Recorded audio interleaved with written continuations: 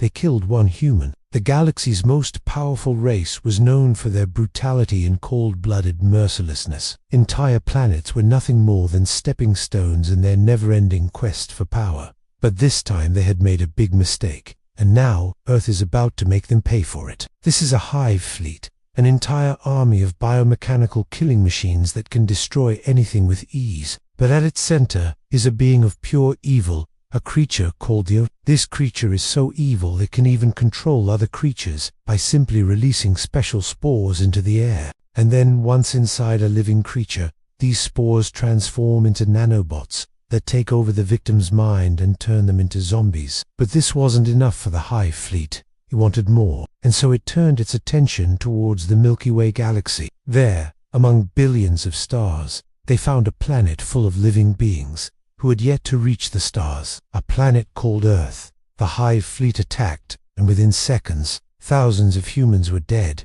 But humanity had the power to fight back. We had spaceships and lasers and plasma cannons, and we fought bravely, desperately trying to push the alien invaders back. But it was no use.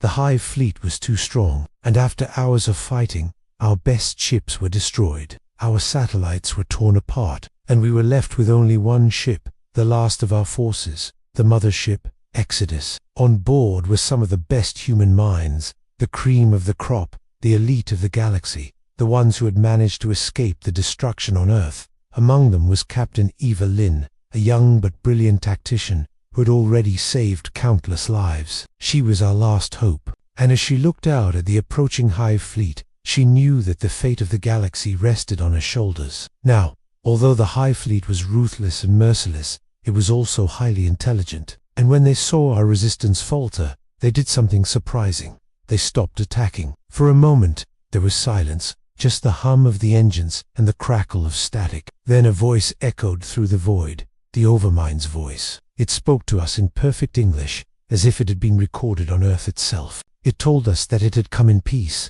that it meant us no harm.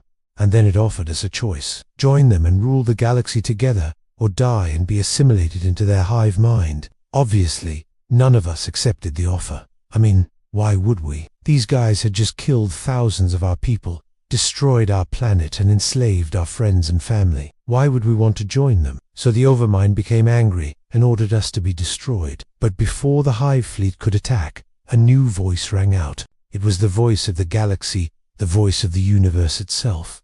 And what it said next shocked us all. The Overmind was banished from the galaxy. In a single instant, the Overmind found itself ripped from reality, thrown into a void of nothingness, where time and space had no meaning. It struggled against the force that had captured it, but it was no use. It was trapped. And then it heard a voice that seemed to come from everywhere and nowhere at once, the voice of the universe. It spoke to the Overmind in a language that was beyond comprehension, a language that bypassed the mind, and resonated with the very essence of the creature's being. The Overmind tried to resist, to shut out the voice, but it was no use. The voice was relentless, echoing through the void and seeping into the creature's mind. And then the Overmind understood. It realized that it was not merely being banished from the galaxy, but from reality itself. It was being erased from existence. And as the voice continued to reverberate through its being, the Overmind felt itself begin to fade away. Its thoughts, its memories,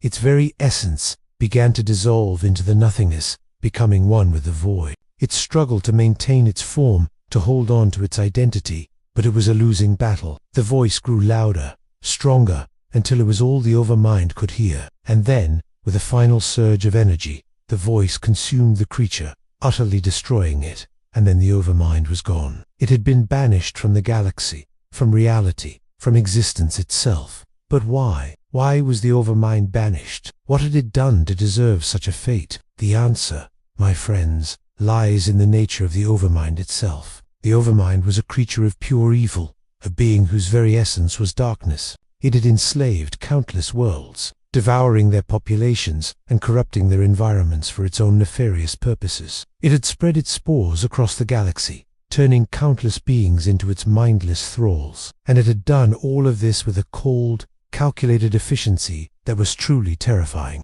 But the Overmind's evil went deeper than that. It was a creature that thrived on fear and suffering, reveling in the pain of others. It took pleasure in the subjugation of free minds, in the degradation of sentient species, in the destruction of worlds. For the Overmind, evil was not just an act, it was a way of life, and it is precisely this that led to its downfall. For the Overmind's evil was not merely a product of its actions, it was a part of its very being, and it is this that the voice of the universe targeted when it banished the creature from the galaxy. The Overmind's evil was so fundamental to its nature that it could not be defeated by force alone. The voice of the universe understood this, and so it reached beyond the physical, targeting the Overmind's soul, if you will, its essence, its very being, and in doing so, it brought about the creature's ultimate demise. Now, the Overmind's banishment from the galaxy was not merely a punishment, it was a warning to all who would follow in its footsteps, a warning to all who would seek to spread darkness and suffering throughout the universe. For the Overmind's fate serves as a reminder that some evils are so great, so fundamental,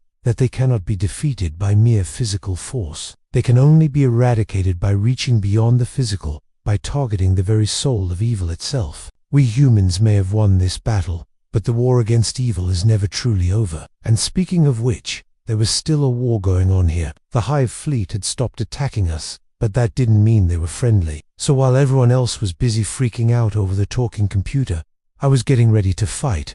I got into my suit and grabbed my plasma rifle. Then I joined the captain on the bridge. I didn't know what she was planning, but I knew I wanted to be a part of it. She turned to me and smiled. "You ready, soldier?" she asked. I nodded and gripped my rifle tighter. "Good," she said. "Then let's show these aliens what humans are made of." And with that, she gave the order to attack. Our lasers tore through the Hive ships, ripping them apart and sending them crashing to the ground. The Hive ships returned fire, but our shields held strong. I watched as one of the Hive ships exploded, its crew spilling out into the void. Then I saw something that made me stop. What I saw was a Hive ship that had been damaged but was still alive, and as I watched, it began to repair itself. The damaged hull was sealed and the leaks were stopped. The broken weapons were repaired and the damaged engines were restarted, and then the ship turned and fled. I couldn't believe what I was seeing. These ships were supposed to be unstoppable. They were supposed to be able to repair themselves. But this was impossible, unless the ship had some kind of nanotechnology, some kind of self-repair nanobots that could fix any damage. But that was impossible. Nanobots like that didn't exist. Or maybe they did. Maybe this was the secret to the Hive fleet's power, and if we could get our hands on that tech, we could win this war in an instant. The idea was so crazy that I couldn't believe it myself, but then I saw it again. A Hive ship that had been destroyed was brought back online, and I knew that what I was seeing was real. I reported what I had seen to the captain, but she didn't seem to care. She was focused on the battle at hand, and she didn't want to be distracted. But I couldn't help but think about the implications of what I had seen. If the Hive ships could repair themselves, then we could never truly destroy them. And if we couldn't destroy them, then we would never be able to win this war. But then I thought of something else. If the Hive ships could repair themselves, then so could we. Our ships were designed with nanobots in mind. And if we could just get those nanobots into our ships,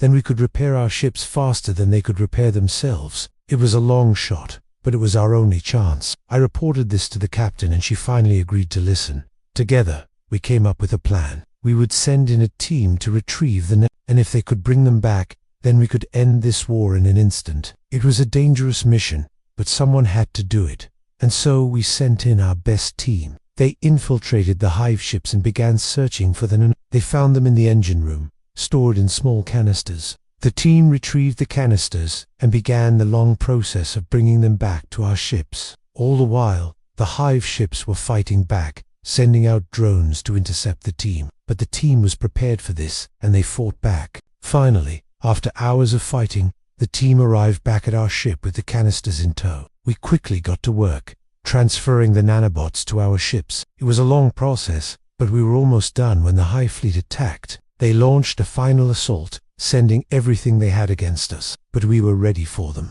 Our nanobots were repairing our ships faster than they could be damaged, and soon we were winning the battle. As the Hive ships fell, I knew that we had won. We had defeated the Hive fleet. And as I looked out at the stars, I knew that humanity had a bright future ahead of it. We had proven that we were strong enough to defend ourselves, smart enough to outmaneuver our enemies, and brave enough to face any challenge. We were ready to take our place among the stars, and as I stood there watching the last of the hive ships fall, I couldn't help but smile. Humanity had a bright future ahead of it.